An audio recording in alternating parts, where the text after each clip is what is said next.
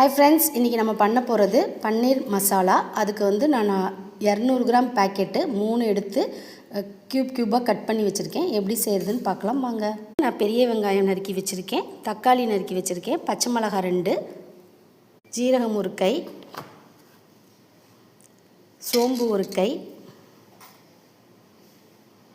Garam masala 2 spoon போட்டுக்கோங்க. நான் already போட்டிருக்கேன். கொஞ்சம்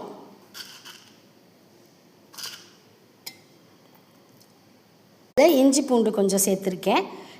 இதிலையே தக்காளி, வெங்காயம், பச்சை மிளகாய் எல்லாத்துலேயும் இதிலையே ஆட் பண்ணுங்கள். எல்லாத்தையுமே நான் மிக்ஸி ஜாரில் நல்ல பேஸ்டாட்டாக அரைக்க போகிறேன்.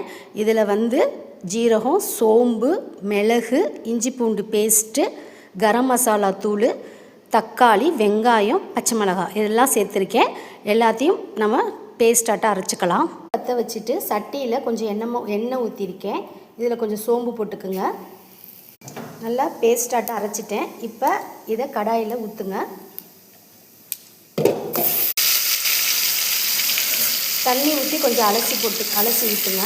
அலசி ஊற்றிக்கிங்க மிக்சியில். கொஞ்சம் மிளகாத்தூள் 1 ஸ்பூன் நான் போட்டுக்கிறேன். இது வேணும்னா போட்டுக்கோங்க. நான் ஆல்ரெடி மிளகு போட்டிருக்கேன், பச்சை மிளகாய் போட்டு அரைச்சிருக்கனால அதுவே காரமாக இருக்கும். எனக்கு தேவைங்கிறதுனால நான் 1 ஸ்பூன் போட்டிருக்கேன். 1 ஸ்பூன் மஞ்சத்தூள் சேர்த்துக்குங்க. கொஞ்சமாக சேர்த்துக்குங்க. உப்பு சேர்த்துக்கலாம்.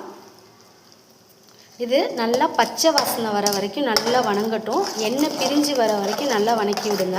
நல்லா பச்சை வாசனை போயிட்டு எண்ணெய் பிரிஞ்சு வந்துருச்சு. இப்போ நம்ம வந்து பன்னீரை கட் பண்ணி வச்சுருந்தோம்ல, அதை சேர்த்துக்கலாம்.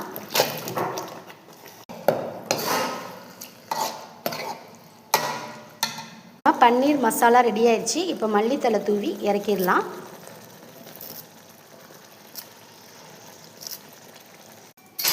அவ்வளோதாங்க, ரெடிங்க. பன்னீர் மசாலா ரெடி. வாங்க சாப்பிட்லாம்.